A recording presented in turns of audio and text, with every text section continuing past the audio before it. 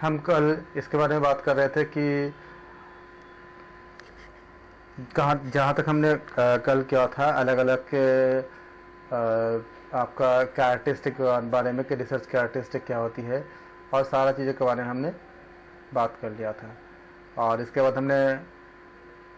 अब हम बात करेंगे कि कुछ इसको कल हमने हिंदी में किया था, आज हम थोड़ा सा इंग्लिश में कर लेंगे इसको।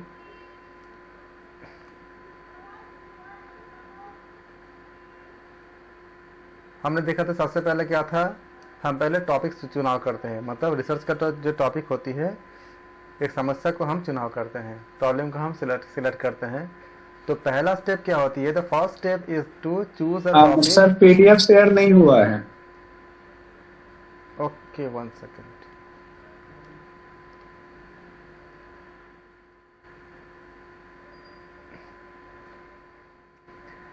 अभी सबको दिख रही है? हाँ जी जी। ओके, तो पहला क्या था आपका, एक टॉपिक चूज करना, मतलब कि प्रॉब्लम को चूज करना। ये हमने इसके बारे में बहुत बात कर चुके थे। सबसे पहले हमारा रिसर्च टॉपिक क्या हो, शोध समस्या क्या हो, ये सबसे बड़ी हमारा चैलेंज होती है। ये एक इजी टास्क नहीं होती है। रिसर्चर को ये देखना होता है कि ये कोई जो हम टॉपिक चूज करेंगे वो सामाजिक समस्या, कोई मतलब काफ़ी समाज को हेल्प हो सके तो फाइनेंशियली भी कुछ आपका इम्प्रूवमेंट हो, जब आप कुछ खोज करते हो तो उससे बड़े समूहों का फ़ायदा हो, और वो वैज्ञानिक हो, और उस समस्या को हल करने के लिए जो चीज़ें चाहिए होगा वो अवेलेबल हो। जैसे अगर ये चाहता है कि हम 14 भुवन के बारे में हम शोध करेंगे, तो शोध तो हो सकता है, लेकिन बहुत से उसके लिए जो जिस तरह की चीज़ चाहिए होगा वो हमारे पास अभी शायद नहीं है। हो सकता है फ्यूचर में जब हम दूसरे प्लैनेट पे जाके रह सके, उस समय कोई सोचेगा तो शायद उसके पास कुछ आपका रिसोर्सेस होंगे कि वो धरती के बाहर भी जाके चीज़ों को खोज सके। लेकिन आज तो मुश्किल है थोड़ा सा अभी हमारे पास। जो इस तरह से हम देखते हैं कि जो टॉपिक चूज करेंगे उसके लिए अवेलेबल मतलब जो हमारे टूल्स है वो है कि नहीं है, और इस पे पहले किसी ने कुछ शोध किए हैं, अगर किए हैं तो उनके हेल्प हो जाती है आपको कि उन्होंने कितना काम किए हैं और क्या बचा हुआ है, और वो उसका शोध करने के बाद वो फ़ायदा होगा। अब जैसे मान लो अगर कोई इस बात का शोध करता है कि जब आपका ऑफिस टाइम होता है तो रास्ते में बहुत ज़्यादा ट्रैफिक होती है, तो ये शोध करना बहुत ज़्यादा वो नहीं है। पता ही है कि कारण क्या है। ट्रैफिक जब आपका जिस समय आपका ऑफिस टाइम होगा तो ज़्यादा लोग एक साथ एक ही जगह पे जाने की कोशिश करेंगे, एक ही डायरेक्शन पे,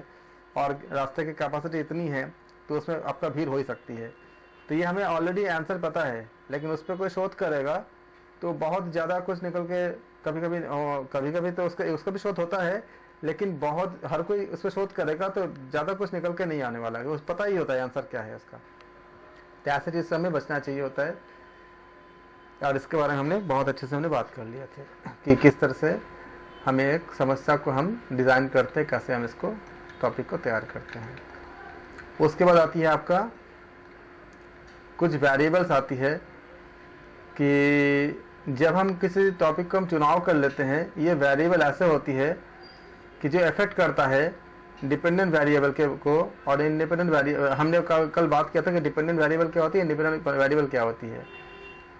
कि जैसे मान लीजिए कोई अगर आपका सपोज करो कि कोई सोना चाहता है और उसके बारे में उसको नींद नहीं आ रही है, तो अगर हम इसको निकालते हैं कि कितना घंटे वो सोता है और सोने के साथ उसके साथ क्या क्या वेरिएबल होता है, उसको तनाव आती है, उसको कौन सी चिंताएं होती है, उसको कोई बीमारी है, किसी दवाई का साइड इफेक्ट है, तो ये सारे क्या होती है आपका बाहरी ऐसा कुछ फैक्टर्स होते हैं कि अगर हम उसमें अगर काम करना चाहेंगे तो हमें अगर पता नहीं है कि इस इंसान को, हम खाली कोशिश कर रहे हैं कि भ्रामरी प्राणायाम से उसका नींद आती कि नहीं आती है, और हमको पता नहीं है कोई ऐसा कुछ दवाई ले रहा है जिस दवाई का साइड इफेक्ट है कि नींद ना आना, और तो ये क्या हो जाएगा आपका, वो उसको आपको हमें बाधित करेगा।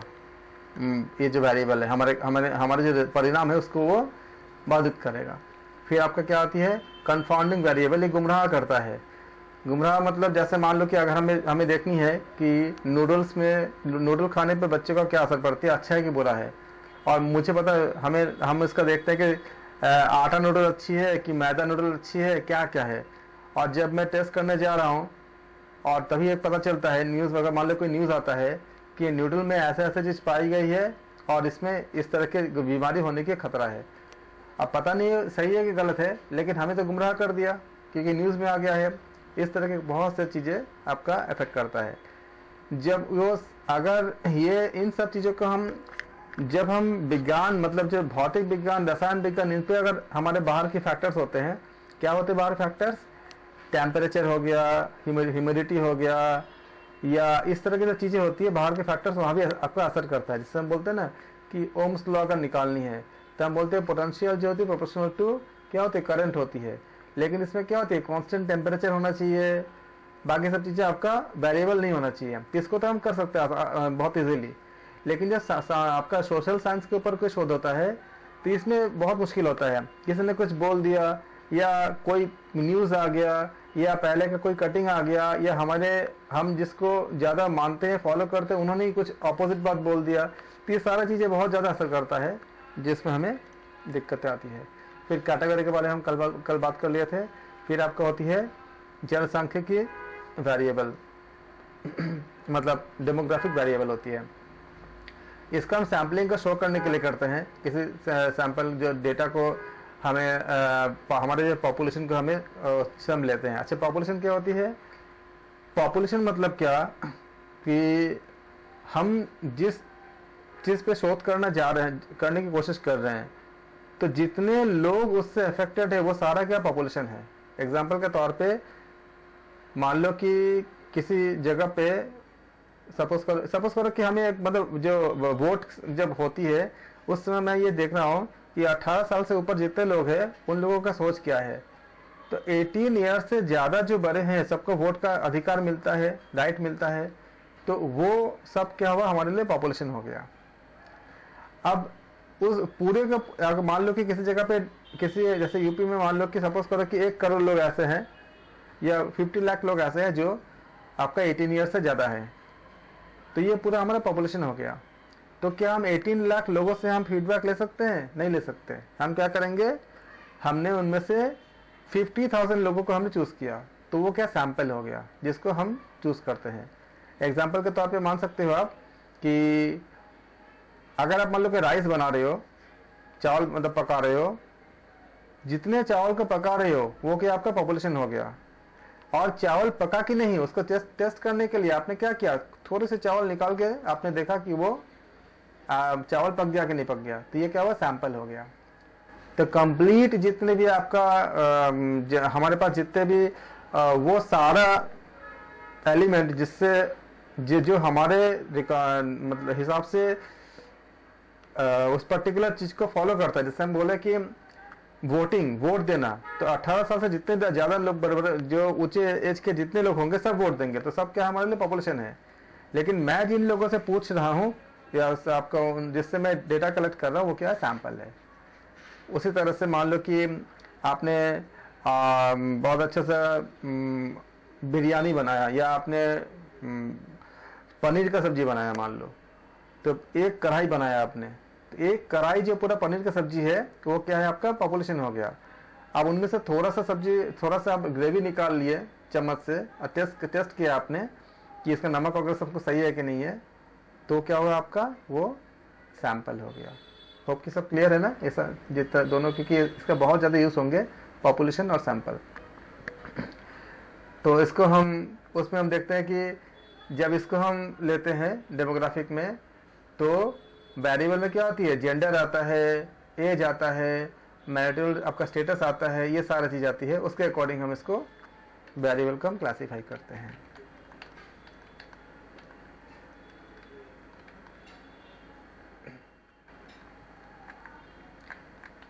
इसमें आपका आता है 4 चीज़ें आती है। जैसे एक आपको होती है active variable, this can be changed and are under the control of researcher. इसमें क्या क्या आती है जिसको आप चेंज कर सकते हो, जैसे किसी का मंथली इनकम कितनी है, एक्सपेंडिचर कितनी है, या कोई अगर प्राणायाम करवा रहा है तो किस हम कम कर सकते हैं, ज़्यादा कर सकते हैं, ये सब चीज़ें। और एक होती है आपका एट्रीब्यूट वेरिएबल, जिसको हम कभी चेंज नहीं कर सकते हैं, जैसे किसी का जेंडर हो गया, एज हो गया, ये सब चीज़ें हम चेंज नहीं कर सकते। ये हमारा वेरिएबल होता है। ये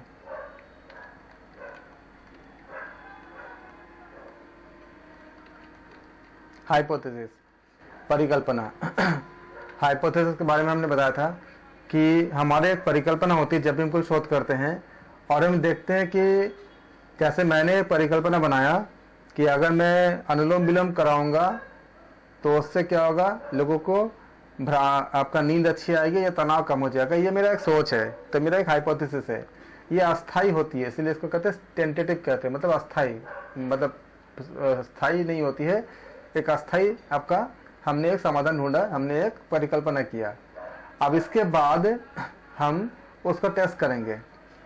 सबसे पहले हमने हमने परिकल्पना किया कि अनुलोम विलोम करने से, प्राणायाम करने से हमारे अंदर जितने नकारात्मक तरंगे होती है, जो इम्पल्सेस होती है, निकल जाती है और हमारा मन शांत होती है।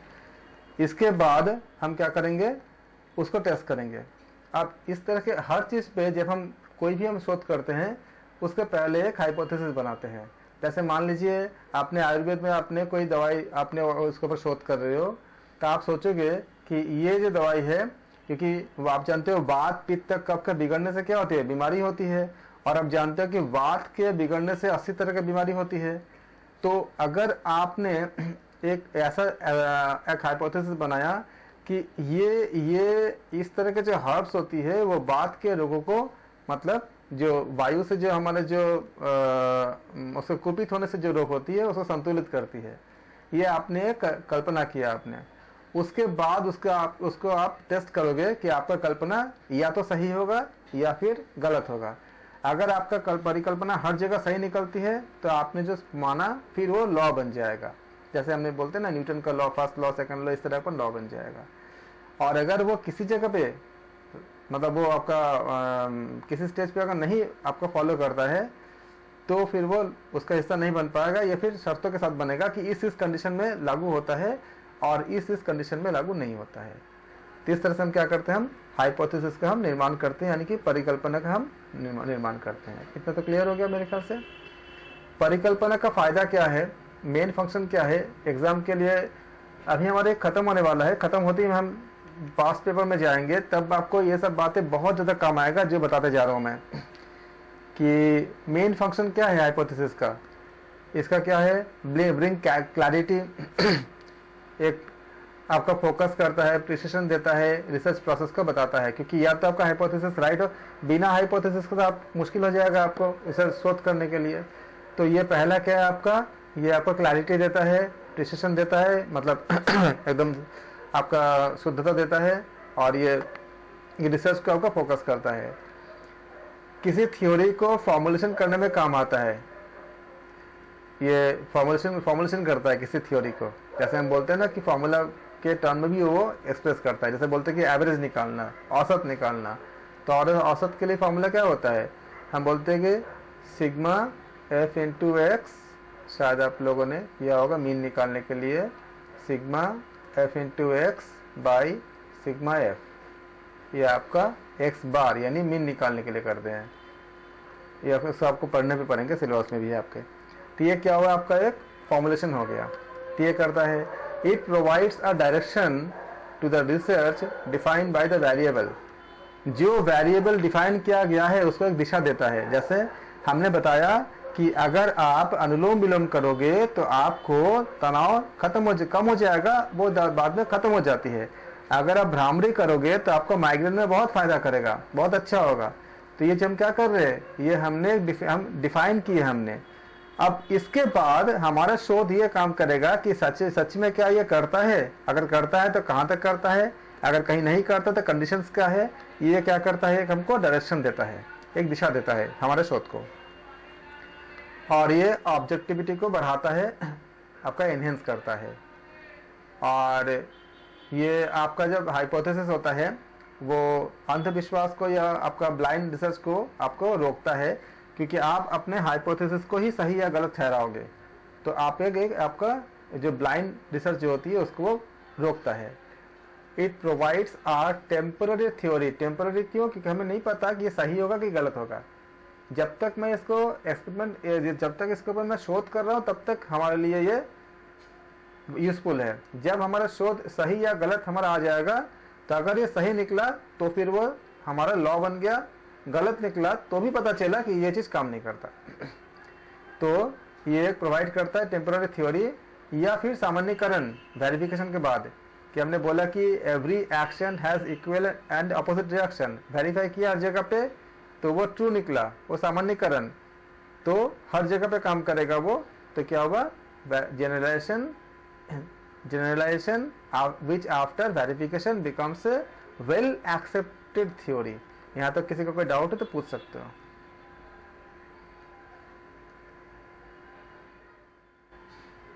सबको क्लियर हो गया ना? Very good. एग्जाम के क्वेश्चंस काम सॉल्व करते समय इस समय ये सब चीजें दोबारा आएगा, और मैं आप लोगों से, आप लोग जितना भी टॉपिक मैं कराता जा रहा हूँ आप लोग रेडी रखो। मैं ओरल टेस्ट लूंगा, किसी से पूछूंगा, आप उसको एक्सप्लेन करोगे जितना आपको आता है। अब बात करेंगे टाइप्स ऑफ हाइपोथेसिस। अब देखो करते क्या है, हाइपोथेसिस को दो तरह से हम करते हैं। एक होते नल हाइपोथेसिस। नल क्या करता है? नल का मतलब ये होता है आपने जो भी माना कि ये होता है, नल बोलेगा नहीं होता है। नल क्या बोलेगा? नहीं होता है। जैसे मैंने एक हाइपोथेसिस बनाया कि अगर मैं अनुलोम विलोम हम कराते हैं तो क्या होती है? तनाव में कमी आती है। या अगर मैंने बनाया कोई स्मोकिंग करता है तो उसका लंग की बीमारी होने के ज्यादा चांस है। नल बोलेगा नहीं, नहीं होता है। नल मतलब वो जीरो में लाता है, वो डिनाई करता है। अब आपने उसका एक्सपेरिमेंट किया, नल बोलेगा अनुलोम विलोम करने से तनाव में कमी नहीं आती है। लेकिन मैंने उसका एक्सपेरिमेंट किया, अगर मैंने देखा, ये पाया कि अनुलोम विलोम कराने से अगर किसी का तनाव में या अनिद्रा में कमी मतलब वो उसका समाधान नहीं हुआ है, तो क्या बोलोगे? नल आपका ट्रू हो गया। अगर नल ट्रू हुआ तो आप अपने हाइपोथेसिस को आप इसको रिजेक्ट कर दो क्योंकि वो काम नहीं करता। और अगर नल सही नहीं हुआ, अगर उसको काम किया, मतलब अगर अनुलोम विलोम करने से अगर उसको तनाव में कमी आई तो हम बोलेंगे नल का जो उल्टा होता है उसे कहते हैं ऑल्टरनेटिव हाइपोथेसिस कहते हैं इसको। ऑल्टरनेटिव मतलब हमने जो माना था वो ट्रू हो गया तो नल क्या? फॉल्स हो गया। नल कहता है आपने जो माना वो गलत है। अब अगर नल फॉल्स होता है इसका मतलब क्या हुआ? हमने जो माना था वो सच हो गया। अगर वो सच होता है तो उसको कहते हैं हम लोग ऑल्टरनेटिव हाइपोथेसिस कहते हैं। अगर ऑल्टरनेटिव ट्रू हो जाता है यानी कि आपका जो हाइपोथेसिस है वो सच हो गया, सत्य हो गया, वेरीफाइड हो गया। और अगर नल ट्रू होता है यानी कि आपने जो माना था वो गलत हो गया, फॉल्स हो गया। जैसे टाइप्स ऑफ हाइपोथेसिस में null hypothesis. Null hypothesis, it is the base of a study. This signifies there is no difference between two phenomena और सिचुएशन। कोई डिफरेंस नहीं है। It is noted by H not और HN। For example हमने null क्या बोलेगा? There is no difference between the effect of drugs A and B। अगर मान लो कि दो दवाइयां बनी है और मुझे देखना है कि पहले के दवाई और अभी के दवाई में क्या अंतर है, क्या अभी का जो दवाई है ज्यादा इफेक्टिव है, तो नल बोलेगा कोई अंतर नहीं है, A और B दो दवाइयां हैं। अब अगर आप इसको पेशेंट पे अगर एक्सपेरिमेंट करते हो और अगर ये पता चलता है कि नहीं मैंने जो नया दवाई बनाया है वो ज्यादा इफेक्टिव है, तो मतलब क्या हुआ? नल आपका फॉल्स हो गया। तब ट्रू क्या हो गया? ऑल्टरनेटिव हाइपोथेसिस ट्रू हो गया। यानी कि आपने जो माना था, आपने जो दवाई बनाया है वो सही है, वो काम कर रहा है, पहले से ज्यादा बेहतर काम कर रहा है। अगर H नॉट होगा, अगर स्किन के प्रॉब्लम पे कोई अगर शोध कर रहा है तो H नॉट क्या बोलेगा? नल हाइपोथेसिस क्या बोलेगा? Skin problem are not caused by the chemical in makeup products. आप जो मेकअप का जो प्रोडक्ट जो मेकअप करते हो आपका फेस पे, उसमें जो केमिकल होता है, हमें शोध ये करना था कि हम जो केमिकल युक्त जो आपका मेकअप जितने भी आपका कॉस्मेटिक होती है उसके यूज करने से हमारा स्किन खराब होती है, और नल क्या बोलेगा, नहीं खराब नहीं होता है। अब आप अगर एक्सपेरिमेंट करके दिखा देते हो कि नहीं खराब होता है, इसका मतलब क्या हुआ, नल हाइपोथेसिस फॉल्स हो गया। तब क्या हो जाएगा, हम बोलेंगे ऑल्टरनेटिव हाइपोथेसिस ट्रू हो गया। इसका मतलब क्या, आपने जो बनाया था हाइपोथेसिस कि इसके आपका केमिकल युक्त कॉस्मेटिक आपका यूज करने से स्किन खराब होता है, वो सही है। आपका जो परिकल्पना है वो सत्य निकला, फिर उसको वो रूल का या लॉ का रूप ले लेगा, या एक थ्योरी का रूप ले लेगा आपका। जैसा कि बोले girls and boys perform equally well in mathematics test. तो अगर हम ये हम तय करते हैं कि इक्वल नहीं होते हैं, गर्ल्स बेटर होते हैं बॉय से या बॉय बेटर होते हैं गर्ल्स से, तो नल बोलेगा नहीं, दोनों बराबर है। अब आप इसको क्या करोगे, टेस्ट करोगे, ये आपका नल होते हैं। बहुत ज़्यादा इंपॉर्टेंट है, बहुत क्वेश्चन आते हैं, और नल हाइपोथेसिस से तो आपका क्वेश्चन आना ही आना पक्का तय है, 100% है, मतलब उसका आना ही आना है। या तो डायरेक्ट पूछेंगे या तो ऑप्शन के साथ आपका मैच कराने के लिए देंगे, लेकिन आएगा जरूर, मतलब मैक्सिमम चांस है कि उसे आ ही जाए। फिर आता है आपका ऑल्टरनेटिव हाइपोथेसिस, जो नल के उल्टा होती है। अगर ऑल्टरनेटिव, हाँ जी, हिंदी में इसको नल को क्या बोलेंगे सर, हिंदी में नल के लिए क्या वर्ड आएगा? हिंदी में शून्य परिकल्पना। ओके, शून्य परिकल्पना में हिंदी वाला आपको टेक्निकल वर्ड जो है बताता हूँ। हिंदी, हाँ शून्य परिकल्पना में कर सकते हो। हाँ सर, शून्य परिकल्पना होगा, शून्य या रिक्त। रिक्त और शून्य भी कर सकते हो। एक सेकंड देखता हूँ।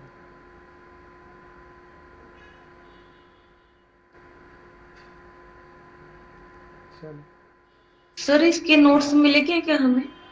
आपको हमने जो बुक दिया है ना, रेकमेंड किया ना, उसमें आप ले सकते हो सारा कुछ, आप उसे कर सकते हो। जो मदान जी का जो बुक मैंने आपको भेजा था, मैंने रेकमेंड किया था, आप चाहो तो उसका हार्ड कॉपी भी खरीद सकते हो, क्योंकि सॉफ्ट कॉपी में आप उतना पढ़ नहीं पाते हो, पॉसिबल नहीं हो पाती है। अगर आप लेते हो तो नया एडिशन लेना 2022 का, तो उसमें आपको काफी कुछ मिल जाएगा। किस राइटर को रिकमेंड किया था साहब ने? मदान जी के ग्रुप पे डाला हुआ है मेरा हमने। सर लेकिन आप जो ये पढ़ा रहे हैं सॉफ्ट कॉपी आप नहीं शेयर कर सकते थे? KVS मदान के बुक आप करना, उसमें आपको बहुत अच्छे से आपको मिल जाएगा, क्योंकि उसमें बहुत सी चीज़ें मिल जाएगा। और मेरा एक चीज़ जगह से नहीं होता, मैं बहुत जगह से जो बेस्ट होता है उसको मैं आपको यहाँ पे प्रेजेंट करता हूँ मैं, क्योंकि एक बुक पे सब कुछ बेस्ट नहीं होता, तो मैं उसके अकॉर्डिंग बहुत छाट करके, ताकि आपके पास कभी क्रीम पहुँचे, क्योंकि कंटेंट बहुत बड़ी है, बहुत बड़ी है। आप देखो कितने सारे क्लास लग गई, अभी हम पूरा कर भी नहीं पाए। तो आप ये तो आपको रिकॉर्डेड है ही है, आप इसको चाहो तो इसको भी आप नोट्स बना सकते हो, आप इसको रिकॉर्डिंग देख करके।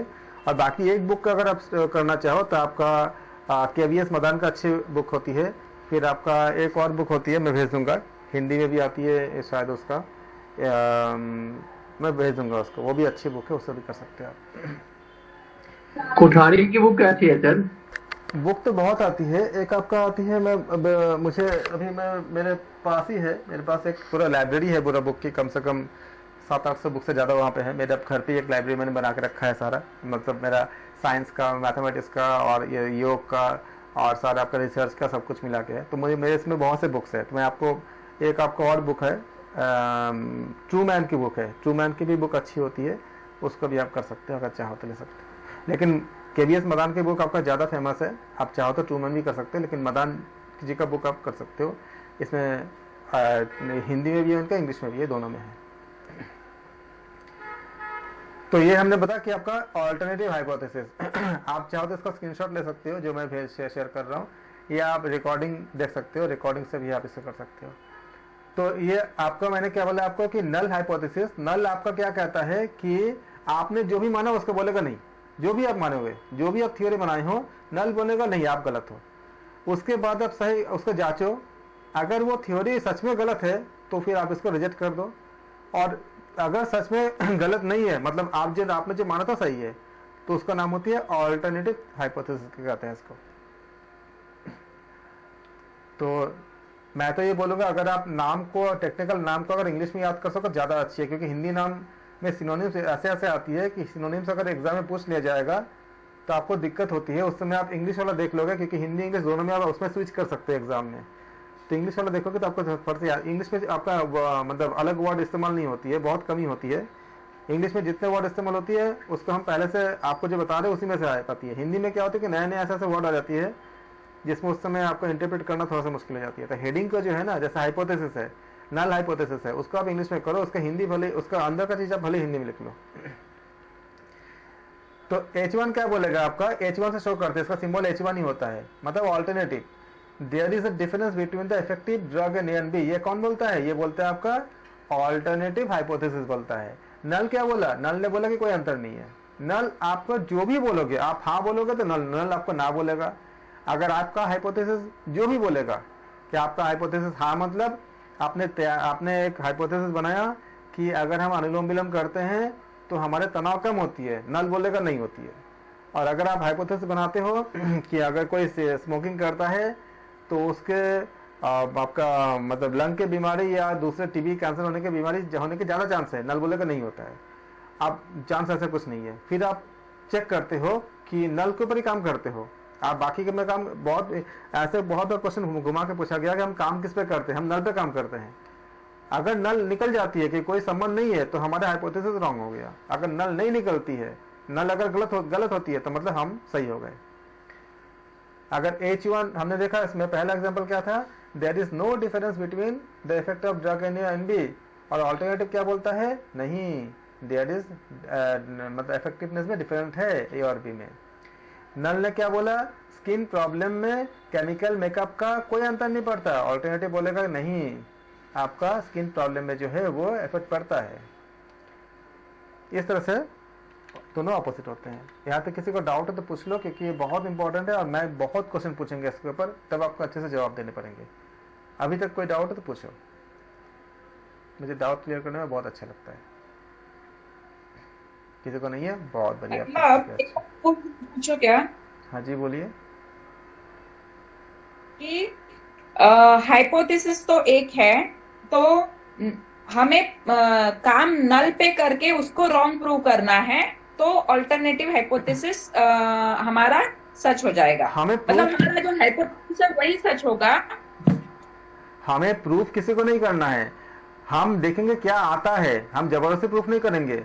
हम एक हाइपोथेसिस हमने डेवलप किया और नल बोलेगा कि आपने जो डेवलप किया गलत है।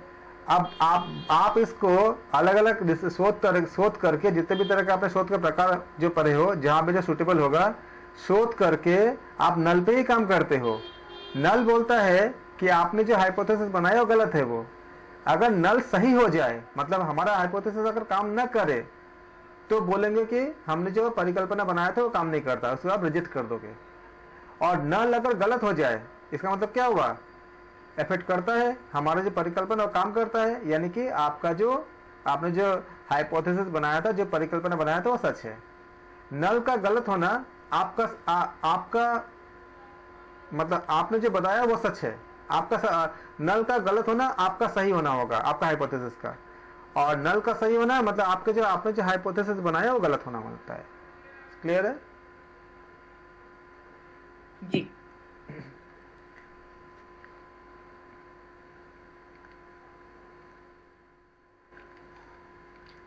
Characteristic of good hypothesis.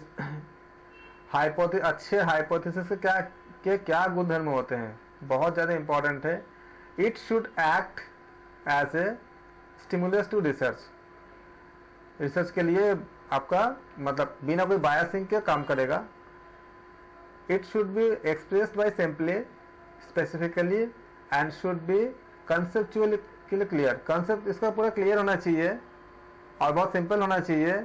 हमने बोला भाई अनुलोम विलोम करोगे तो आपको मतलब तनाव में कमी आएगी, एक बात है, साफ है, तनाव में कमी आएगी, ये हमारा हाइपोथेसिस है। अब आएगी नहीं आएगी, अब अगर इसी में अगर मैं डाउटफुल रहेगा तो हमारा नल हाइपोथेसिस को हम बनाएंगे कैसे। हमने बोला कि अनुलोम विलोम करने पे तनाव में आपका तनाव में कमी आएगी, ये हमारा मतलब एक मतलब आपका क्लियर कट बात है। अब नल बोलेगा नहीं, उसको उल्टा है। अब अगर हमारी बात में अगर ढोल मोल रहे, आ भी सकता है नहीं भी सकता है, ऐसा होगा तो नल भी आपका मतलब जैसे, क्योंकि मैं जो बोलूंगा नल उसको उल्टा बोलेगा, तो मैं अगर हाँ या ना दोनों के बीच में बोलूंगा तो नल कुछ बना ही नहीं पाएगा, तो हमारा हाइपोथेसिस गुड नहीं होगा। It should be a verbal statement of the relationship between दो या दो से ज़्यादा वेरिएबल के बीच में रिलेशनशिप होती है। जैसे हमने बोला कि अभी बताया आपको कि वेरिएबल क्या है, इसके according. It should be future oriented, that is should have the ability to predict the future events. ये भविष्य के बातों को बता सकने की क्षमता रखने वाला होना चाहिए आपका जो परिकल्पना। भविष्य में जैसे मान लीजिए हमने कहा कि अगर हम अपने जनसंख्या को कंट्रोल नहीं करते हैं तो जितना रिसोर्सेस है वो खत्म हो जाएगा, विस्फोटक हो जाएगा, फिर बहुत बड़ी एक त्रासदी आ जाएगी। तो इसके लिए ये एक शोध कह रहा था कि हमें पानी नहीं मिलेगा, हमें खाना नहीं मिलेगा, और बहुत बड़ी एक प्रचंड मतलब हर तरह से एक विकट स्थिति आ जाएगी। मतलब फिर वही युद्ध की तरफ हम चले जाएंगे कि युद्ध होंगे तो काफ़ी क्षति होगी, और फिर एक आपका प्रकृति जो है वो बैलेंस करती है, या कोई ऐसा कुछ स्थिति होगी जो हमारे लिए बहुत दुखदायी होगी। उसी तरह से ये भविष्य की बात है। सच में अगर पॉपुलेशन का कंट्रोल नहीं करेंगे तो ऐसा होगा, मतलब हो सकता है कई जगह पे ऐसा हो रही है, देख रहे हैं हम लोग। पॉपुलेशन अगर बहुत ज़्यादा कम हो जाएगी तो भी क्या होगा, एक समस्या होगी, क्योंकि देश को जैसे कई कंट्री में ऐसे होते हैं कि उनका पॉपुलेशन बहुत कम है। जैसे रशिया वगैरह में इतनी ज़्यादा लैंड है, इतनी ज़्यादा ज़मीन है, इतने सारा है, लेकिन वहाँ पे पॉपुलेशन बहुत कम है। तो एक ऐसा भी देश हुआ था जहाँ पे ज़्यादा से ज़्यादा जो मदर ज़्यादा से ज़्यादा बच्चे बच्चे को जन्म देते हैं उनको मतलब आपका अप्रिशिएट की जाती है, उनको मतलब आपका इनकरेज की जाती है, क्योंकि वहाँ पे पॉपुलेशन बहुत कम होता है। तो हमें एक संतुलन में होना चाहिए कि बहुत कम भी नहीं, बहुत ज़्यादा भी नहीं। उसी तरह से जब हमारे जैसे कुछ प्रथाओं के कारण या कुछ और के कारण जब भ्रूण हत्या होती थी कि लड़कियों को कोख में मार दी आपका जब हत्या होती थी, तो कि लड़का है कि नहीं ये देख करके, जिसका हम लोग मतलब भ्रूण हत्या कहते हैं, तो समस्या क्या आएगी, नेचर जो है नॉर्मली बैलेंस कर देता है कि 1000 लड़कों के पीछे 1000 लड़कियों के आसपास रेशियो रहता ही है नेचुरल तरीके से।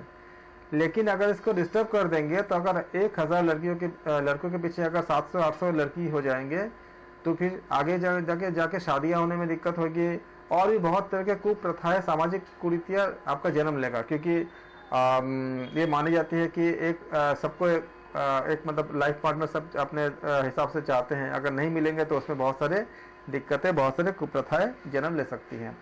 तो ये भी क्या है, आपका फ्यूचर, आपका प्रेडिक्टेबिलिटी है। जब ये पता चला, और ये जब नल हाइपोथेसिस क्या बोलेगा, इसमें नल बोलेगा नहीं, अगर लड़का लड़कियों का रेशियो अगर बिगड़ता तो कुछ नहीं होगा। फिर जब इसका आपका जो शोध किया गया तो पता चला नहीं, नल गलत है। इसका मतलब अगर हमारा जेंडर के रेशियो अगर आपका ज़्यादा बिगड़ती है तो देश में बड़ी समस्या आ सकती है। तो सरकार ने क्या किया, आपका रूल बनाया कि प्रेग्नेंट लेडीज को जो है आप इसको कभी भी बिना डॉक्टर के ज़रूरत के आप अल्ट्रासाउंड वगैरह नहीं कर सकते, और करने जाओगे तो आपको आधार कार्ड, बहुत सी चीज़ें मांगेंगे, आपको डॉक्टर का आपका प्रेस्क्रिप्शन वगैरह मांगेंगे कि क्यों करा रहे हो। ये इलीगल कर दिया गया ताकि ये चीज़ें ना हो। कैसे पता चला, जब हमने इसके ऊपर शोध किया। तो हाइपोथेसिस क्या बोला था, फ्यूचर की चीज़ों को प्रेडिक्ट किया था कि अगर ऐसा होगा इस तरह के तो ये समस्या आ सकती है और ये सही होना चाहिए। तो ये आपका क्या हुआ, फ्यूचर इवेंट को क्या प्रेडिक्ट किया। जैसा ये बोले ना कि आपका कि अगर इस तरह से अगर चलता है जो हमारे देश में जैसे चल रही है, तो 2030 तक बहुत ज़्यादा कैंसर पेशेंट हो सकता है, आधी से ज़्यादा आबादी को कैंसर के में चपेट में आ सकता है। क्यों, क्योंकि हम खेतों में जो फर्टिलाइजर इस्तेमाल कर रहे हैं उसमें आपका केमिकल इत्यादि बहुत ज़्यादा होती है जितने होना चाहिए। इसके अलावा बहुत सारे ऐसे रीज़न हैं जिस वजह से हमारा लाइफस्टाइल हो गया, खान पान हो गया, सब कुछ मिला करके ये हो सकता है।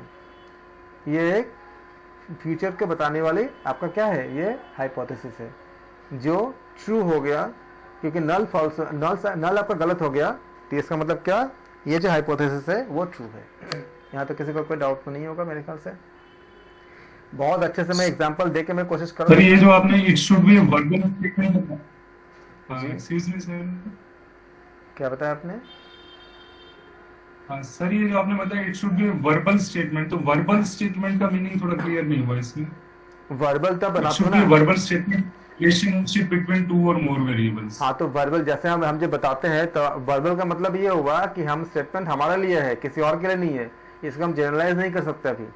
मैं जब इसका हाइपोथेसिस बनाता हूँ ऐसे, इसका मतलब ये नहीं कि आप खाली आप कहीं किसी पेज में लिख नहीं सकते, वो नहीं है। वर्बल मतलब ये हमारे लेवल तक है, मेरे लेवल तक है। अगर मैं ये सोच रहा हूँ तो मेरे लेवल तक है। मैंने सोचा कि आप सोचो, आप सबसे पहले जब एडिशन ने सोचा कि हम ऐसा कुछ बना सकते हैं जो दिन में रात की तरह रोशनी देगा, तो वो मन में ही सोचा ना, लिखा तो नहीं। जी मन में जब सोचा तो क्या हुआ, ये वर्बल ही हुआ ना। जिस समय आपके अंदर ऐसा क्रिएटिविटी होती है ना, आपको कहीं लिखने की जरूरत ही नहीं होती, वो आपका मन में आपको सोने नहीं देता, वो आपके अंदर हमेशा कचुरता रहता है।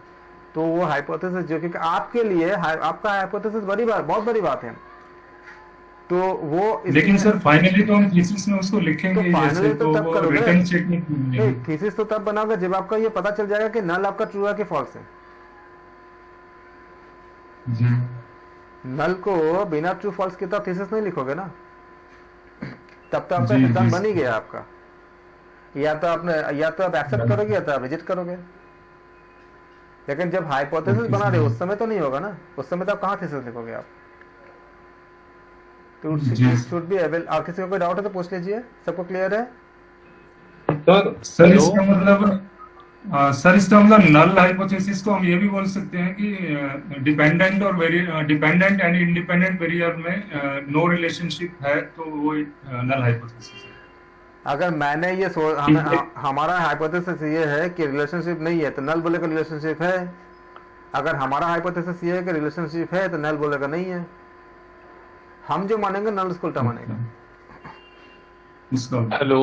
हाँ जी। हाँ सर, ये करें कि अगर नहीं, मतलब कि जो हम सोचें अगर वो नहीं होगा तो नल हो जाएगा, अगर हो जाएगा तो नेगेटिव, बस यही ना। मैंने ही बोला कि आपने जो सोच रहे हो ना, आप जो भी सोच रहे हो नल बोलेगा उसको उल्टा नहीं होता। आप जो सोच रहे हो, अब इसके बाद आप नल को आप टेस्ट करते हो तो नल अगर ट्रू होता है यानी कि आपका सोच गलत हो गया तो आप इसको रिजेक्ट कर दोगे। और नल अगर फॉल्स होता है इसका मतलब ऑल्टरनेटिव हाइपोथेसिस ट्रू हो गया तो आप इसको एक्सेप्ट कर लोगे कि आपने जो आपका मतलब आपका मोटो तभी पूरा होगा जब नल आपका फॉल्स हो जाएगा। मोटो मतलब अगर आप ये सोचते हो कि आपका हाइपोथेसिस जो बनाए वो सही है, तब नल आपका क्या हो जाएगा, फॉल्स हो जाएगा, नल गलत हो जाएगा।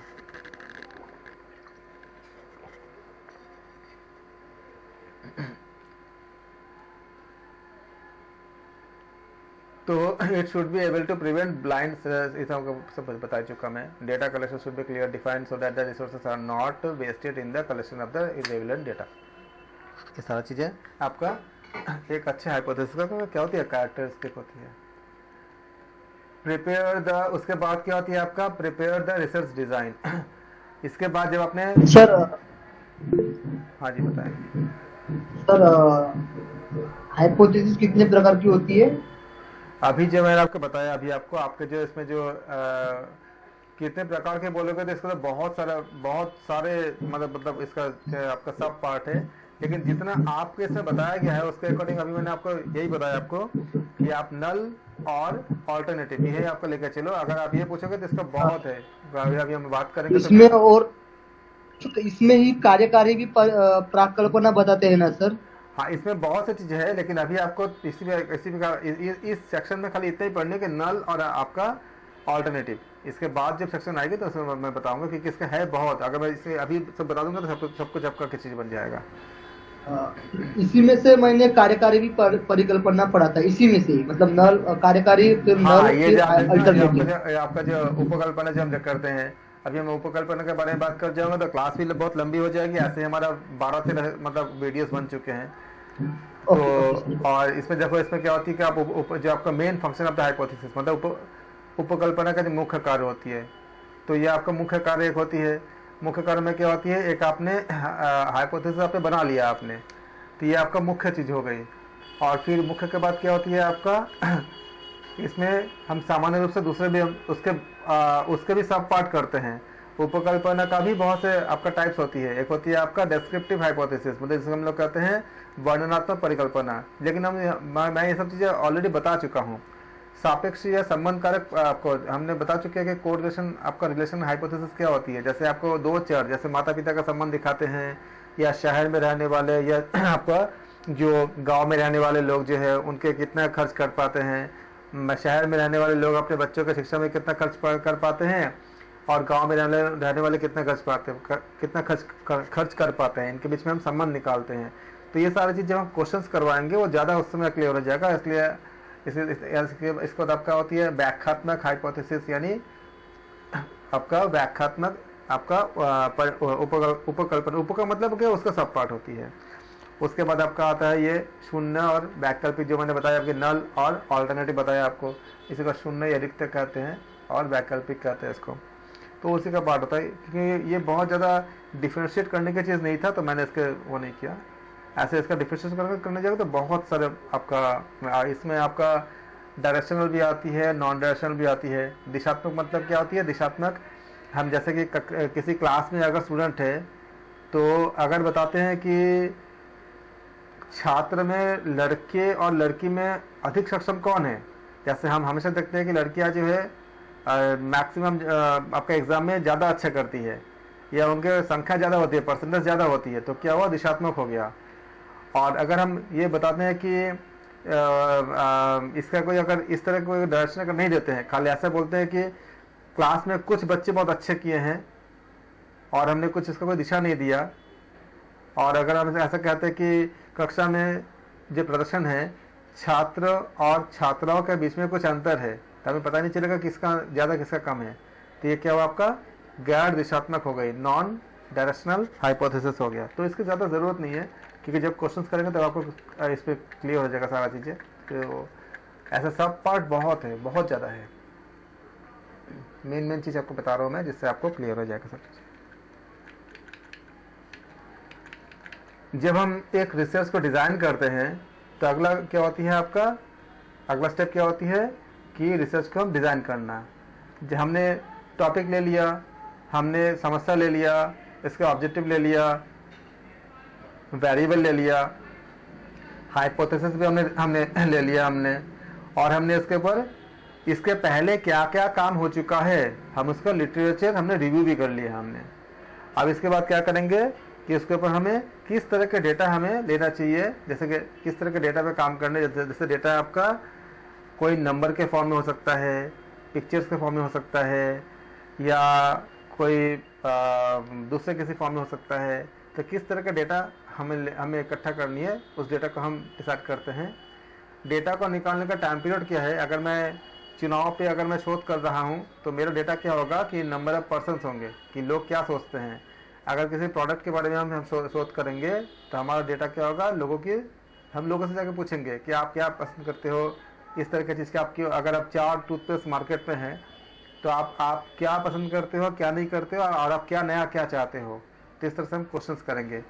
और इसके बाद टाइम पीरियड कितना होगा, जैसे मान लो चुनाव है तो चुनाव के 6 महीने पहले लोगों का सोच एक तरह की होती है, 3 महीने पहले थोड़ा सा चेंज होगी, 1 महीने पहले और चेंज होगा, 1 हफ्ते पहले, क्योंकि अपने मतलब जैसे जितने भी नेता होते हैं, ये जितने भी आपका मिनिस्टर या जितने भी आपका जो एक्सपर्ट होते हैं वो जाके भाषण देते हैं, उनके बातों पर असर पड़ता है।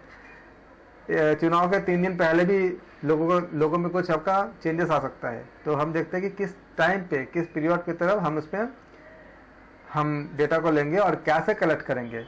जैसे आपने गूगल फॉर्म भरा करके किसी को आपने डेटा कलेक्ट किया, या घर घर जाके आपने पूछा डेटा कलेक्ट किया, या आपने चाय के दुकान में जो लोग इकट्ठा होते हैं उनमें से सैंपल लिया कि चाय के दुकान में हर तरह के लोग आपका इकट्ठा होते हैं और उनके अपने उससे एक अच्छा सैम्पलिंग मिल जाती है, क्योंकि वहाँ पे आपका मतलब वैरायटी आप लोग उसमें जाते हैं। पान के दुकान में, चाय के दुकान में आपने किया, या अगर आपने ऐसा कोई स्कूल कॉलेज चले गए कि यूथ क्या सोचता है, या मतलब किसी पार्क में चले गए कि सीनियर सिटीजन क्या सोचता है। इस तरह से आप सैंपल को अलग अलग आपने डिसाइड किए कि कहाँ से करनी है, कैसे करनी है। सबको क्लियर हो गया ना? किसी का कोई डाउट हो तो बताइए। किसी को डाउट नहीं है? सब बहुत अच्छे आप समझ रहे हो, वेरी गुड। ये हम बता चुके हैं, रिसर्च डिजाइन में पहले बात कर चुके थे, ये भी हम बात कर चुके हैं। एक्सपेरिमेंटल रिसर्च हम बात कर चुके हैं पहले ही। सैम्पलिंग के बारे में हम थोड़ा सा पहले ही बात किए थे कि पॉपुलेशन क्या होती है। आपके संबंध में जितने जिससे आप काम कर रहे हो, अगर आप ये देखना चाहते हो कि 18 साल के लोगों कि जितने लोग हैं जो वोट देंगे, और अगर आपने किसी चुनाव पे अगर आप इसको शोध कर रहे हो कि किसको सत्ता आएगी, किसका सरकार बनेगी, तो आप क्या करते हो, वो पूरा पॉपुलेशन आपका क्या हो जाएगा, जितने भी लोग आपका जो वोटर जितने भी है सब आपका पॉपुलेशन हो गया। और इनमें से जितने जो लोगों से आप बात करोगे, अगर कहीं पे 10 लाख अगर वोटर्स है तो 10 लाख से तो आप बात नहीं कर सकते। आप शायद 10,000, 15,000, 20,000 ऐसे कुछ लोगों को ले गए, तो उसको हम कहते हैं, उसको सैम्पलिंग कहते हैं। सैम्पलिंग पॉपुलेशन से हम इकट्ठा करते हैं। इससे देखते हैं कि हम बायस्ड नहीं होना चाहिए, कि हम अगर ये दिखाना चाहते हैं कि हम किसी ABC में से C पार्टी को हम पसंद करते हैं, तो हम C पार्टी के लोग जहाँ पर है उसी जगह जाके हम ज़्यादा, अगर मैं उनसे पूछूंगा तो हमारे हिसाब का ही डेटा निकलेगा, ये सब चीज़ ये नहीं होना चाहिए। तब क्या होगा, सैम्पलिंग एरर आ जाएगा। तो हमें देखना होता है कि हमारा जो भी अपना जो राय है, इसको वैरायटी आपका सुनिश्चित करना चाहिए, वेरिएशन आपका क्या होनी चाहिए, कि रैंडम हम लेंगे डेटा को, लेकिन रैंडम चुनाव करते समय भी हम देखेंगे कि एक ही तरह का चीज़ हमें ज़्यादा ना आ पाए, सब सारा वेरिएशन जो है वो सारा हमारे पास अवेलेबल हो। मुख्य बात आती है प्रोबेबिलिटी सैम्पलिंग। प्रोबेबिलिटी क्या होती है, इसका कहते हैं आपका यादृच्छिक प्रायिकता। प्रोबेबिलिटी मतलब प्रायिकता होती है। प्रोबेबिलिटी सैम्पलिंग क्या होता है कि आप गए, जैसे आपने रास्ते में गए, ऐसे रास्ते में निकले और जो भी लोग मिले उससे आपने राय पूछा कि सरकार का कामकाज क्या है। अगर आपको सरकार के कामकाज के ऊपर आपको शोध करनी कि लोग क्या सोचते हैं, आपने सोचा बस रास्ते में जाऊंगा और मुझे यहाँ इस जगह से मुझे 3,000 लोगों से राय लेनी है, जैसे भी आ जाए आपका, आपने रैंडम सैम्पलिंग किया। इसको कहते हैं रैंडम सैम्पलिंग करना। एवरी एलिमेंट जो होती है पॉपुलेशन में, इसको चांस मिलती है। हर एक आपका जो पॉपुलेशन है उनका सिलेक्शन होने का चांसेस सेम होता है, क्योंकि आप किसी से भी पूछ सकते हो। तो इसलिए कहते हैं कि इसका जो फीचर होता है सिंपल रैंडम सैम्पलिंग, इसका आप नोट कर लेना। साधारण या आपका यादृच्छिक रैंडम का होती है, हिंदी यादृच्छिक होती है, और सैंपल। तो in the simple random sample every element of the population has equal chance. बस एग्जाम में जो आती है यही क्वेश्चन पूछे जाते हैं, कई बार पूछे गए हैं कि अगर इक्वल चांस होता है उसका नाम क्या होगा, आप बोलोगे सिंपल रैंडम सैम्पलिंग उसका नाम होगा। तो सिंपल रैंडम सैम्पलिंग कहते हैं इसको। It is used when complete and accurate sample frame is available. Lottery method करना, रैंडम नंबर सिलेक्ट करना, कंप्यूटर प्रोग्राम से तय करना, ये सब आपका क्या करते हैं हम लोग रैंडमली करने का हमारा एक तरीका होते हैं। These are used to avoid bias in the selection of sample. वैसे कोई बायसिंग नहीं होगा, पक्षपात से रहित होता है ये। However it can be time consuming, क्योंकि समय लगता है बहुत ज़्यादा, unless computer program are use. अगर कंप्यूटर का प्रोग्राम आप यूज़ करते हो रैंडमली लेने के लिए तब तो अलग बात है, लेकिन अगर आप मैनुअली करोगे तो समय लगता है और कॉस्टली भी होता है। It can be costly if there is no list of population size. तो आपका क्या होती है, आपका कॉस्टली हो जाती है अगर रैंडमली लेना जाओगे तो। फिर आपका होता है स्ट्रैटिफाइड रैंडम सैम्पलिंग। इसमें क्या होती है, in such procedure the population is divided into strata, मतलब एक दो हिस्से में हम खास करके हम डिवाइड कर देते हैं और हम इसको सैम्पलिंग में चूज करते हैं। जैसे कि मान लो कि हमने जो कैटेगरीज होती है उनके एज के हिसाब से, जेंडर के हिसाब से, इनकम के हिसाब से हमने उसको ग्रुप कर दिया, एजुकेशन लेवल के हिसाब से हमने ग्रुप कर दिया। और फिर मुझसे हमने डेटा लिया कि ग्रेजुएट क्या सोचता है, तो ग्रेजुएट का हमने अलग कर ही दिया पहले। अब उसमें से मैंने ग्रेजुएशन मान लीजिए कि अगर 1,000 लोग अगर है तो मैंने पूछा किसका क्या क्या क्वालिफिकेशन है, और मुझे पता चला कि 100 लोग जो है ग्रेजुएट है, तो फिर मुझे अगर ग्रेजुएट भी हो, ऐसा कंडीशन हो, तो मैं बाकी 900 लोगों से मैं डेटा नहीं लूंगा, मैं 100 लोगों से ही कोई एक सैंपल ले लूंगा इसको। इसको हमने अलग कर दिया, इसे कहते हैं स्ट्रैटिफाइड रैंडम सैम्पलिंग।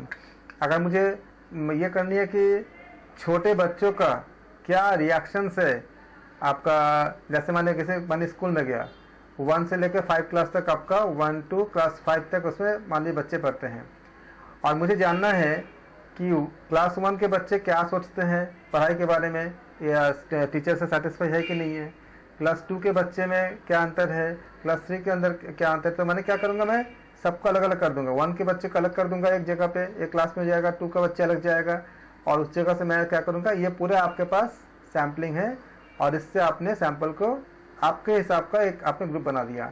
जैसे इसमें ऑड नंबर भी है, इवन नंबर भी है, लेकिन आपको लेना है खाली पर्टिकुलर एक आपका प्राइम नंबर लेना है या इवन नंबर लेनी है, तो उसका आप इसको सैंपल कर दो और उसमें से आप कलेक्ट कर लो जो आपको लेनी है। क्लस्टर में क्या होती है कि आपका एक एक मतलब सैम्पलिंग में आप जैसे क्लस्टर मतलब होती है मतलब गुच्छेदार की तरफ होती है। मतलब आपको पता है कि हमें मेल से कुछ फीडबैक चाहिए, फीमेल से कुछ फीडबैक चाहिए, तो आपने क्या किया गया कि उसको एक जगह से आपने डिफरेंट जगह से आपने क्लस्टर से आपने इकट्ठा किया डेटा को। इसमें नॉर्मली क्या होती है, ये जो हम इस तरह से लेते हैं, कहीं से भी हम रैंडम नहीं लेंगे, उसको कहते हैं हम लोग क्लस्टरिंग कहते हैं इसको। क्वासी में क्या होती है, मिक्सअप होती है।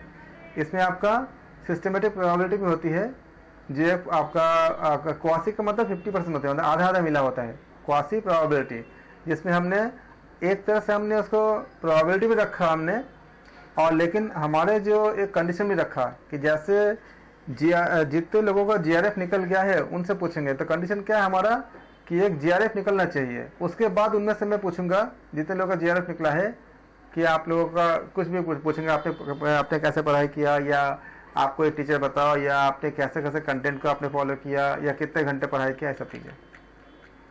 नॉन प्रोबेबिलिटी में क्या होती है कि ये यादृच्छिक नहीं होती है, मतलब आपका रैंडम नहीं होता है वो। इसमें आपका प्रोबेबिलिटी जो होती है इक्वल चांसेस नहीं होती है, अनइक्वल होता है। हमें पता ही है कि हमें पहले से हम पता है। नॉन प्रोबेबिलिटी में क्या होती है कि रैंडम नहीं होता है, हमें एक स्पेसिफिक जगह से लेना होता है। इसमें पहले क्या था, कोटा सैम्पलिंग। कोटा मतलब जैसे हमने बोला कि कोटा का मतलब एक पर्टिकुलर जिस कोटे में, जैसे मान लीजिएगा आपने अगर नेट जीआरएफ देते हो तो उसमें आपका एक जगह होती है कि अगर आपने बोलते ना कि ओबीसी अगर है तो ओबीसी में आपको इतना मिलेगा आपको, या किसी और अगर है, अगर आपका इनकम काफ़ी कम है तो आपका एक सर्टेन इनकम से कम है तो आपके लिए कोटा फिक्स है। तो वहाँ से हम डेटा लेंगे जो एक पर्टिकुलर किसी क्वालिटी को या हमारे किसी खास मापदंडों को फॉलो करता है, उससे हम लेंगे जब डेटा। तो कोटा सैम्पलिंग क्या होता है, ये ग्रुप में डिवाइड करते हैं। हर एक ग्रुप का क्या होती है, जो हमारे रिक्वायरमेंट होती है, एक पर्टिकुलर आपका जो क्वालिटी होती है। जैसा मैंने बोला कि किसी यूनिवर्सिटी में है, हम देखते हैं कि इसमें हमें शोध करने जाना है, तो मुझे 50% डेटा जो है मुझे साइंस के बच्चों से चाहिए, 40% क्या है हमारा जो सोशल साइंस के बच्चे से चाहिए, और 10% क्या है मुझे जो लैंग्वेज पढ़ाई करते उनसे चाहिए। तो हमने ये रैंडम नहीं किया, हमने सबको कोटा बांट दिया, फिर हम उससे फीडबैक लेते हैं। तो ये क्या हो जाएगा आपका कोटा सैम्पलिंग। उसी तरह से पर्पोसिव सैम्पलिंग, ये आपका जजमेंट सैम्पलिंग भी कहते हैं इसको। ये भी हम कि पर्टिकुलर किसी रिसर्चर के लिए हम देखते हैं कि पॉपुलेशन को सिलेक्ट करते हैं एक पर्पस ऑफ स्टडी के रिगार्डिंग।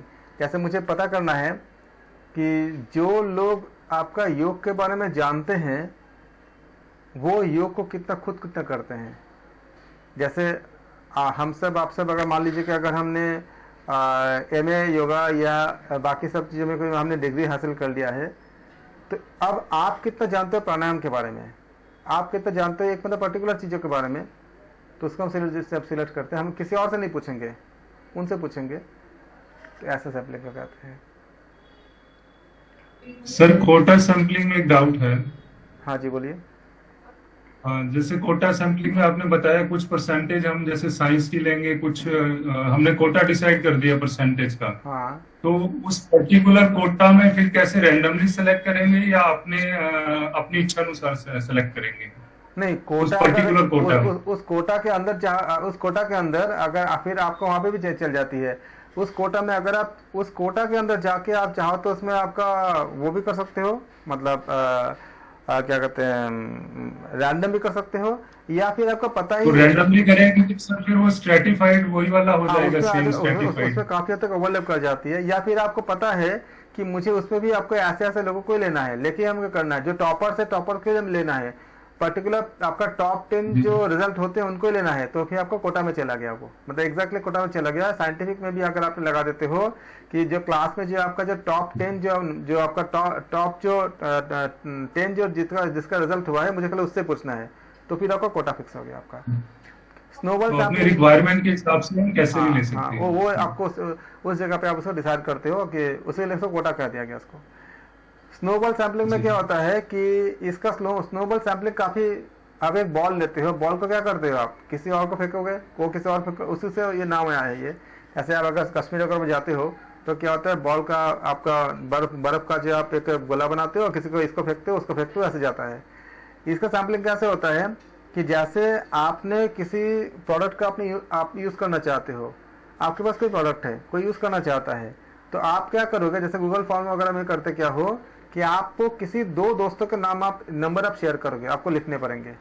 तो आपको क्या मिला, आपको सैम्पलिंग अपने आप एक ने आपके प्रोडक्ट को, आपके फैसिलिटी को यूज किया, लेकिन कंडीशन क्या है कि उसको 2 दोस्तों के नंबर या उसका डिटेल उसको भरना पड़ेगा।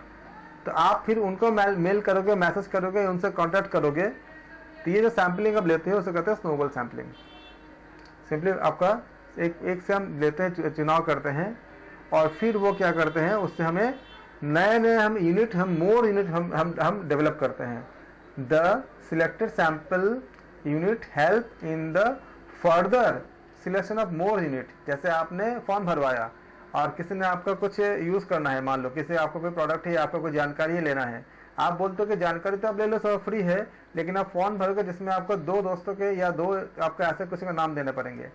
जैसे इसका बहुत ज़्यादा करते हैं, जैसे आपका जो ऑनलाइन एजुकेशन वगैरह जो देते हैं और जिनको अपना विस्तार करना होता है, तो वो एक शर्त रखते हैं कि आप उनके कंटेंट को फ्री में आप एक्सेस कर सकते हो, लेकिन एक्सेस करने से पहले आपको एक फॉर्म भरनी पड़ेगी जिसमें आपको 2 दोस्तों का नाम देने पड़ेंगे, 3 दोस्तों का नाम देने पड़ेंगे, उनका डिटेल देना पड़ेगा।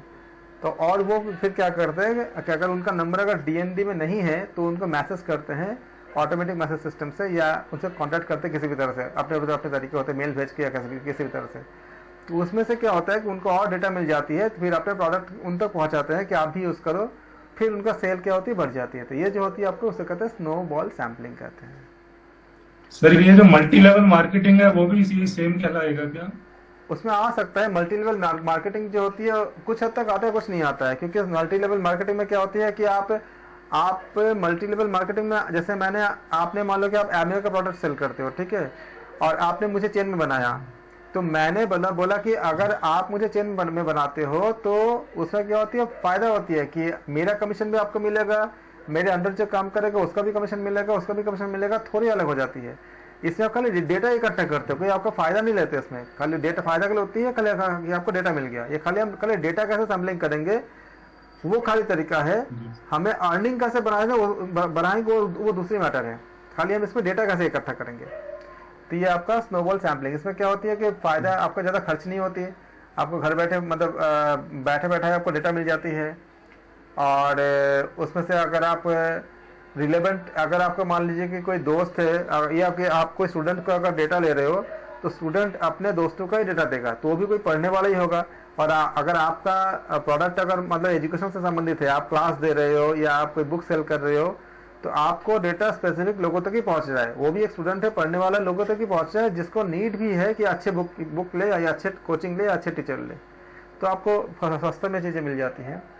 The new units further help in the identifying the more units, and this process continues till the sample is smaller than the required size.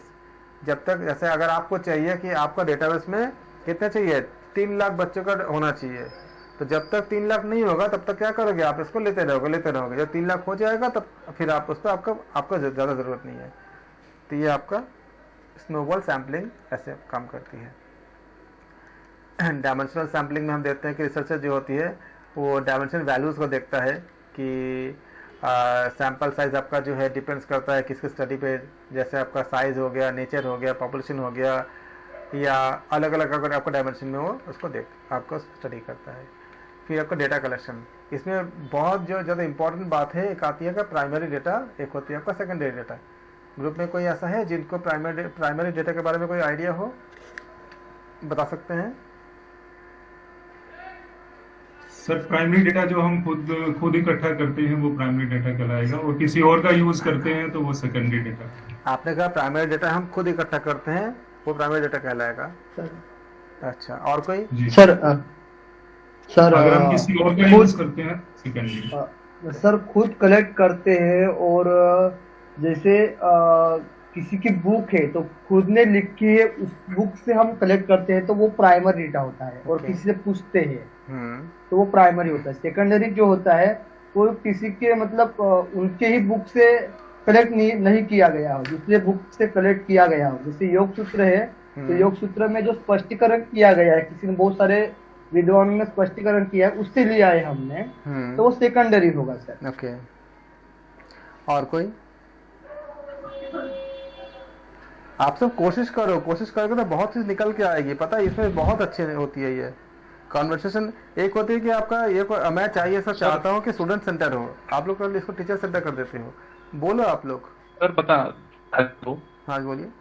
हाँ सर, आवाज आ रही है? हाँ आ रही है, बोलिए।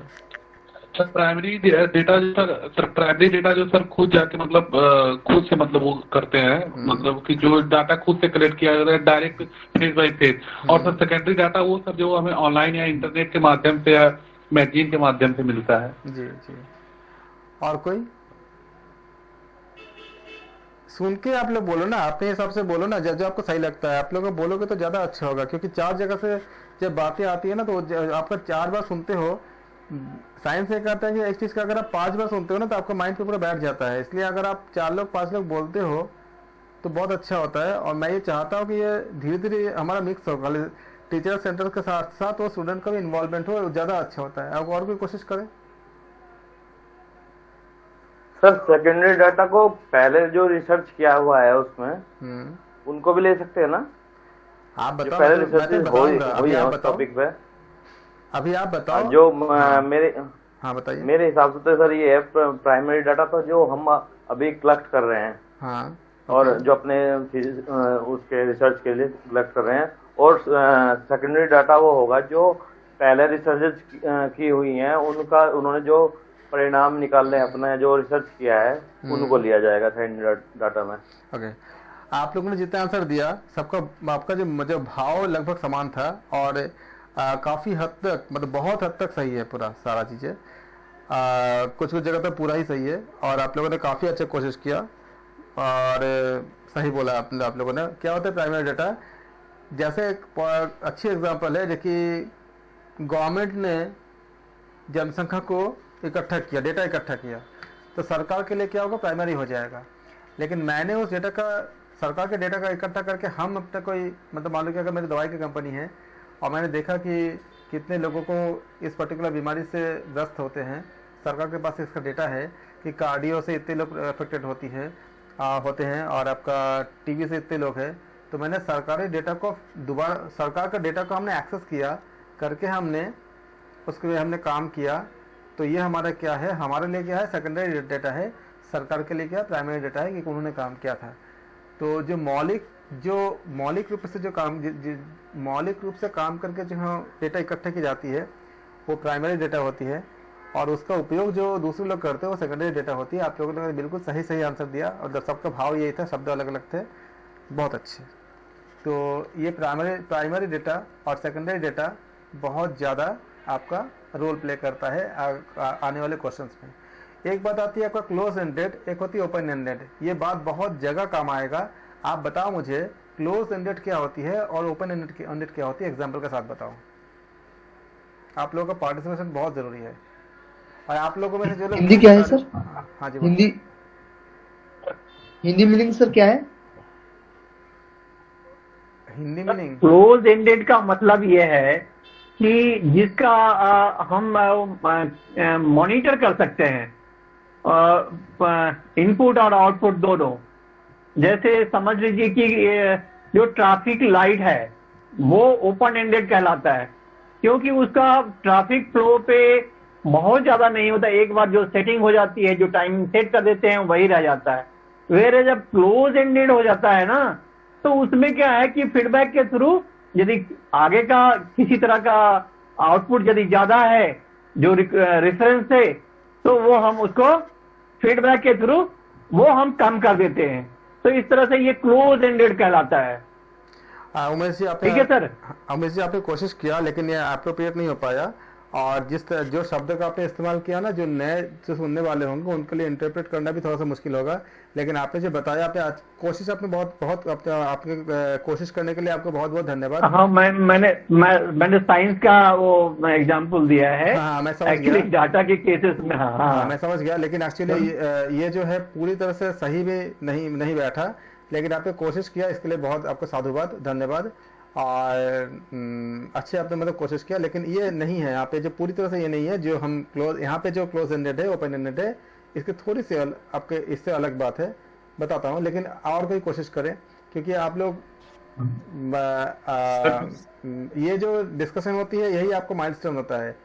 रिकॉर्डिंग देखने के बाद आपको बहुत ज्यादा फायदा नहीं होता, जो आपको लाइव जो डिस्कस करते हो उससे आपको 10 चीज निकल के आती है। मेरा टाइम ज़्यादा लगता है ऐसा करने में, लेकिन इससे ये प्रोडक्टिविटी बहुत ज़्यादा होती है, इसलिए मुझे करना पड़ता है, क्योंकि मैं अगर खाली बोलता जाऊंगा ना तो उतने ज़्यादा अच्छा नहीं होता है। बोलो आप, कोशिश करो।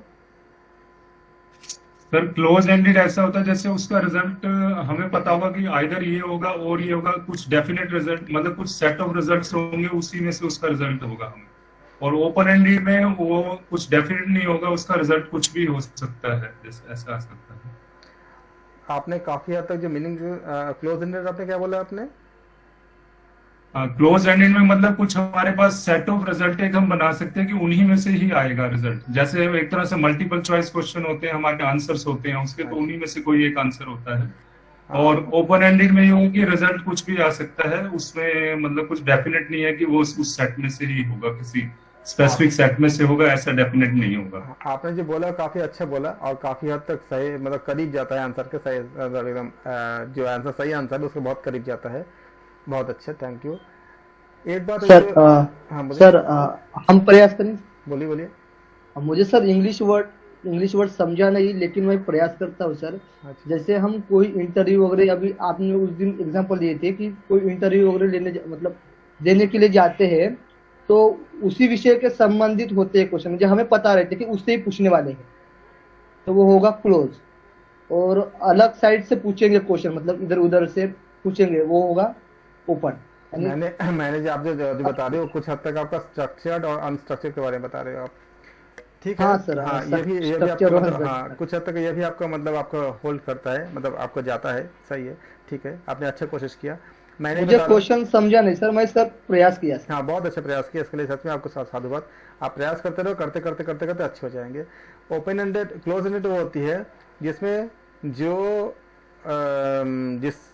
जो आपका जिससे हम डेटा ले रहे हैं उनका अपना कोई व्यू देने का कुछ अधिकार नहीं होता है। जो बहुत काफी लोगों ने सही बात बताया था, उसका मतलब ये होता है कि जो मैंने बता दिया उनमें से वही सही है। अगर ऑब्जेक्टिव, इसलिए नाम उसका ऑब्जेक्टिव रखा गया है। ऑब्जेक्टिव मतलब वस्तुनिष्ठ का। वस्तुनिष्ठ का मतलब क्या होता है कि जो मैंने ऑप्शन दिया वही सही, वही आपको सही मानना पड़ेगा। अगर आपके सोच मेरे सोच में से थोड़ा सा अंतर भी हुआ, और हो सकता है कि ऐसे कभी होता भी है कि 4 ऑप्शन में से कई बहुत क्लोज आंसर सही होते हैं, लेकिन मैंने जो सही माना है वही आपको सही मानना पड़ेगा, भले ही वो दूसरे आंसर कितना ही उसका करीब हो। तो इसे कहते हैं क्लोज एंडेड। ये आपका क्या होती है, क्वांटिटेटिव डेटा में ऐसा होता है। अगर मैंने बोला 2 + 5 आपका जो है 7 होगा तो 7 ही होगा, कुछ और आप मान लो, मतलब कुछ नहीं हो सकता है। और ओपन एंडेड में क्या होती है, जो हम लोग एग्जाम देते हैं, नॉर्मल जो एग्जाम देते हैं आपका क्लासरूम में, अपने हिसाब से लिखते हैं, जिसमें आपका जो यूजर है उसको भी हक होता है, उसका भी अधिकार होता है कि उस चीज को उसके अकॉर्डिंग वो अपने हिसाब से अपने बात भी रख सकता है। इसे कहते हैं हम लोग ओपन एंडेड कहते हैं। तो इसका इस्तेमाल बहुत ज़्यादा होंगे, इसलिए मैंने इसको थोड़ा सा समय दिया इसमें। अब तो काफ़ी टाइम हो गया है, तो हम इसको यहाँ तक रखते हैं, सेकेंडरी डेटा तक किया हमने, और कल हम इसमें हम सर सभी की बातें तो एक्चुअल में थोड़ी सही हो गई सर। नहीं, आप जब डिस्कस करते हो तो सही होता ही है, उसके बाद जो आपका जो क्लास ले रहे हैं उनका फिर होता है कि वो एकदम स्पेसिफाई कर देते हैं, और जो स्टूडेंट्स होते हैं या जो आपका फॉलोअर्स होते हैं उनका पार्शियली सही होता है, कभी कभी तो पूरा 100% पूरा सही कर देते हैं। आप लोग तो बहुत अच्छे से बोलते हो। सही शब्दों का हमारा काम होता है कि सही शब्दों को लास्ट में चैनलाइज कर देना ताकि सबके उसमें जाए, और रिकॉर्डिंग भी जो देखेंगे उनको भी फायदा होगा। काफ़ी आप लोगों का प्रयास हमेशा अच्छा ही होता है, और जब आप लोग पार्टिसिपेट करते हो ना तो आप लोगों को खुद को याद रह जाता है। बाकी लोग जो बोलते हो तो उनके विचार को भी आप सुनते हो तो भी काफ़ी हेल्पफुल होता है, मतलब मददगार होता है। तो हम यहाँ तक रखते हैं आज, फिर कल इसका हम आगे करेंगे और बहुत जल्दी हम इसको ख़त्म कर देंगे हमारा। फिर हमारा असली जो हमें खाली ये थ्योरी से हमें पूरा टर्म से हम फैमिलियर हो गए। हमारा असली जो अग्नि परीक्षा होगा, वो जो हम पेपर करेंगे, हम जो क्वेश्चंस करेंगे उसमें अग्नि परीक्षा होगा कि आप लोग कितना एक्यूरेट दे पा रहे हो, दे देते रहे हो। धन्यवाद।